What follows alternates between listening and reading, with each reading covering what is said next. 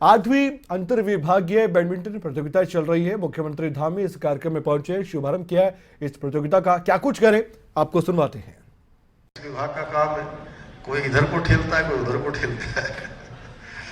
तो अगर इस प्रकार की जो अंतर विभागीय जो हमारी प्रतियोगिता है, ये इन सब का भी समाधान निकालेगी, रास्ता निकालेगी। और मैं ऐसा मानता हूं, आप सबको देखकर मैं कह सकता हूं कि निश्चित रूप से बहुत शानदार तरीके से जो टूर्नामेंट होगा, ये टूर्नामेंट हमारे आगे का भी मार्ग प्रशस्त करेगा। क्योंकि अभी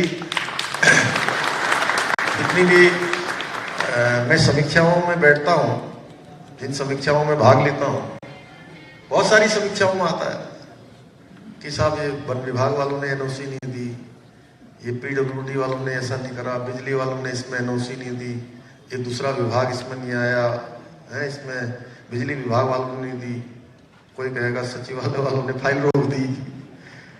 तो ये सब जो है इस प्रकार की प्रतियोगिताओं से यह भी हम लोगों को कहीं ना कहीं रास्ता निकालने का प्रयास करना चाहिए कि हम सब लोगों का ये राज्य है, हमारा नवोदित राज्य है, और भगवान के द्वारा प्रदत्त हमारे राज्य में सभी प्रकार के प्रकृति के द्वारा प्रदत्त हमको सभी प्रकार के प्राकृतिक स्रोत, प्राकृतिक चीजें सब कुछ मिली हुई है। और हम कोई ऐसा कारण नहीं है कि हिंदुस्तान के श्रेष्ठ राज्यों में न शामिल हो। जहां आप देखिए, एक तरफ हमारे यहाँ पूरे 12 महीने प्रभावमान रहने वाली नदियां हैं लगातार, जो केवल हमें ही नहीं, हमारे साथ साथ संपूर्ण भारतवर्ष को कहीं ना कहीं सींचने का काम, कहीं ना कहीं उनको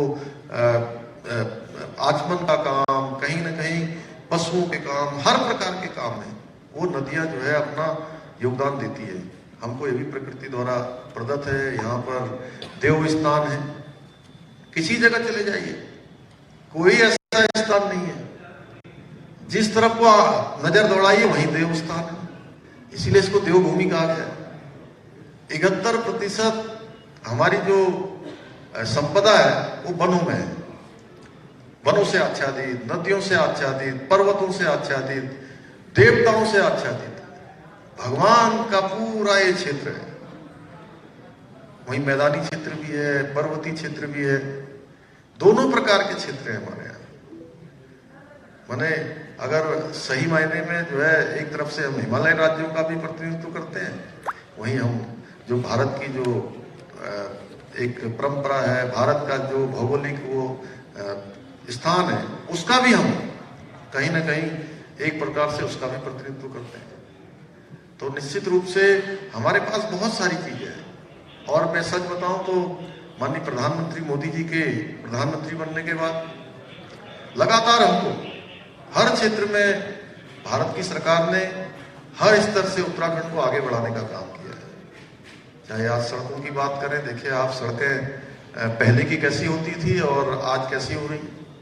4 धाम ऑल वेदर रोडों की बात करें, हरिद्वार से देहरादून जाना हो, देहरादून से दिल्ली जाना हो, हरिद्वार से दिल्ली जाना हो, या यहाँ से बद्रीनाथ जाना हो, या केदारनाथ की यात्रा पर जाना हो, या यहाँ से हरिद्वार और हरिद्वार से काशीपुर और रुद्रपुर जाना हो, या टनकपुर से आगे पिथौरागढ़ जाना हो,